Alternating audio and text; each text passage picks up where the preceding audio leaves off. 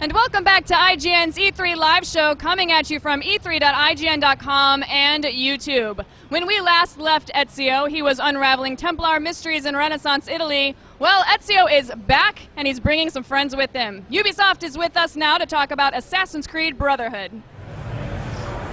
Vincent, Mark, thanks for being on the show. I'm really excited about Assassin's Creed Brotherhood. And let's kick things right off and jump into the demo. And we can describe what's happening as we see it unraveling before us. So you guys showed this demo off a little bit yesterday. I was very excited to see it. And let's give a little description, a little setup. All right, so this demo basically picks up the story as we left it in the end of Assassin's Creed 2. So Ezio returns to his villa in Monteriggioni. He needs a break, he's tired. And so there you have a little love scene going on here that we're interrupting. And basically, the Borgia, who are very frustrated at the assault from Ezio on the Pope, decide to attack the villa, and this will set things in motion going forward. So basically, we're seeing the repercussions of everything that Ezio accomplished in the first game. Pretty much.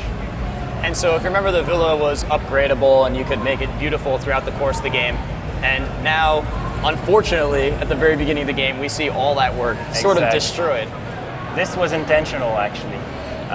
Since we assumed that most gamers will have maximized their villa in Assassin's Creed 2, we said, okay, the hell with that.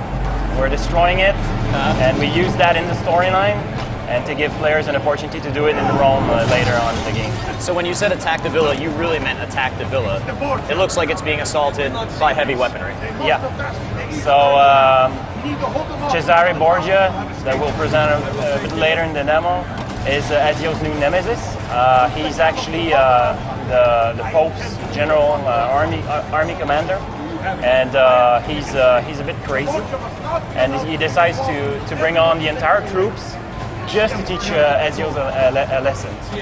And so he's firing cannonballs, and we saw Uncle Mario there to tell Ezio to defend the villa. And right now we get into the actual running into the game. Right.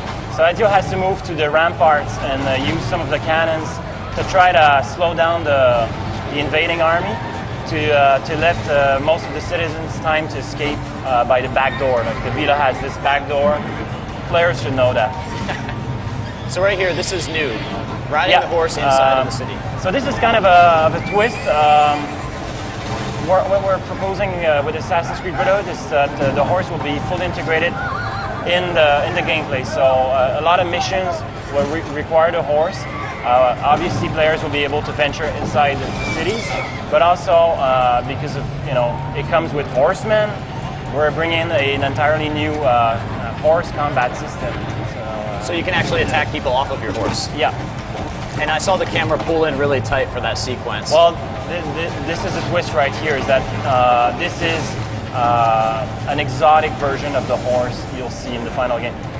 This is a more linear mission. It's done on purpose, but we're not. It doesn't mean we're moving away from the sandboxy gameplay that the players have been accustomed to. Great. And now we get to actually man the cannons. Yes, this is one of our exotic gameplays. So Ezio is player will be able to use a cannon against siege towers. Obviously, this is an E3 demo, so it's been edited. It's much shorter. It's easier as well, I guess.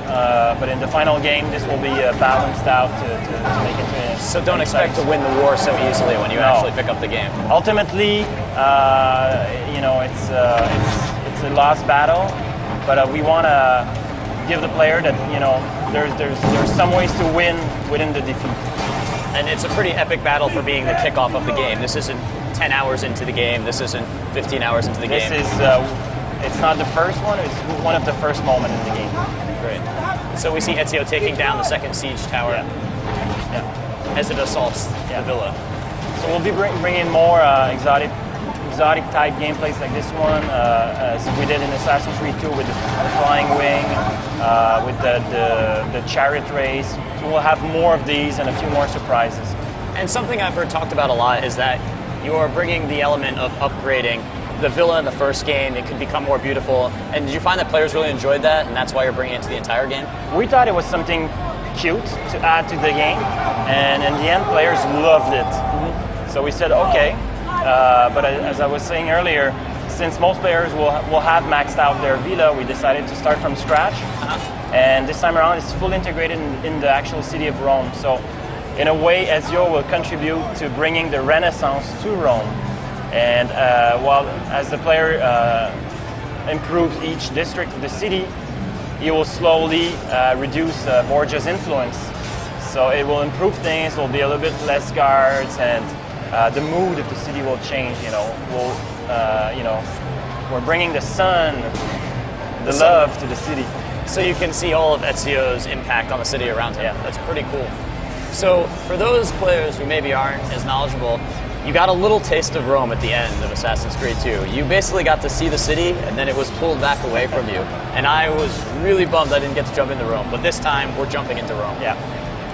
The idea is that, basically when we did our location scouting in Assassin's Creed 2, we visited the city of Rome, and we immediately said, okay, whoa, this is too big. This is a monumental city. Yeah. It has over 2,000 years of history.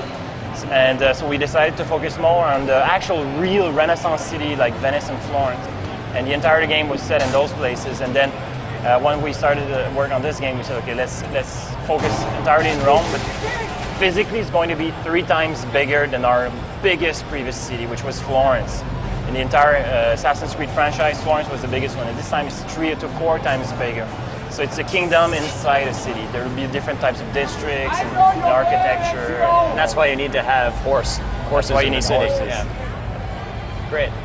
So one thing that we kind of talked over was a little combat sequence there. It's a bit sped up from Assassin's Creed 2. Yeah, it is. So did you find players wanted to get even more frantic combat? We're always listening to our fans, and some of the more aggressive players wanted a more visceral fight, something faster. So we're sticking to our Assassin's Creed fight. We're keeping like the cool counter kills and all of that, but we've reworked all our AI, and then we've added an entirely new layer of offensive moves to the fight system. Multiply that by all the weapon types and the different archetypes and all the strategies. I think players will be served. That's great.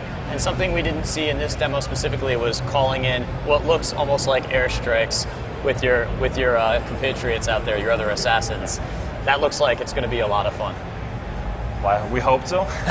The idea is, and I can let Patrick explain the detail, but basically, Ezio cannot win the fight against the Borgias alone. So he will need to raise an army of assassins. So he's basically recreating the famous Assassins Guild that Altair was managing a couple of 100 years ago. Well, thanks for the demo. Thanks for stopping by. I can't wait to play the game. Jess. Thanks a bunch, guys. Now the rooftops will never be the same. Be sure to check back tomorrow for a look at Assassin's Creed's new multiplayer mode. Anyway, it's now time to strap on that Spartan armor once again. Oh yes, Master Chief may not be the main character, but make no mistake about it, Halo Reach is gearing up to blow your mind. We'll see you real soon.